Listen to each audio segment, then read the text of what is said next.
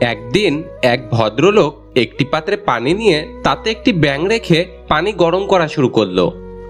পানির তাপমাত্রা বৃদ্ধি পাওয়ার সাথে সাথে ব্যাঙটিও তার শরীরের তাপমাত্রা বৃদ্ধি করে সহনীয় পর্যায়ে নিতে শুরু করলো। যদিও ব্যাঙটি চাইলেই লাফ দিয়ে বেরিয়ে যেতে পারত, কিন্তু সে লাফ না দিয়ে সহ্য করতে থাকে।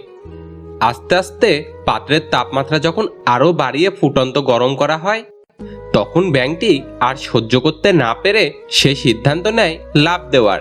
কিন্তু ততক্ষণে তার লাফ দেওয়ার মতো আর শক্তি নেই।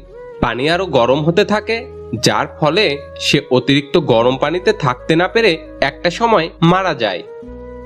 এখন যদি প্রশ্ন করা হয় ব্যাঙটি কিভাবে মারা গেল বা মারা যাওয়ার কারণ কি, তাহলে আমরা অধিকাংশই বলবো যে গরম পানির কারণে ব্যাঙটি মারা গেছে। কিন্তু সে আসলে গরম পানির কারণে মারা যায়নি, সে মারা গেছে সঠিক সময়ে লাফ দেওয়ার সিদ্ধান্ত না নেওয়ার কারণে। ঠিক তেমনি প্রতিটি মানুষের স্থান, কাল, পাত্র ভেদে এক একটা বিষয়ে সহ্য করার ক্ষমতা থাকে। আমাদের প্রত্যেকের মনে রাখতে হবে, ক্ষমতা থাকা অবস্থায় সঠিক সিদ্ধান্তটি সঠিক সময়ে নিতে হবে। আবেগ বা ভালোবাসা দেখিয়ে দেরিতে সিদ্ধান্ত না নিয়ে সঠিক সময়ে সঠিক সিদ্ধান্ত নেওয়া উচিত।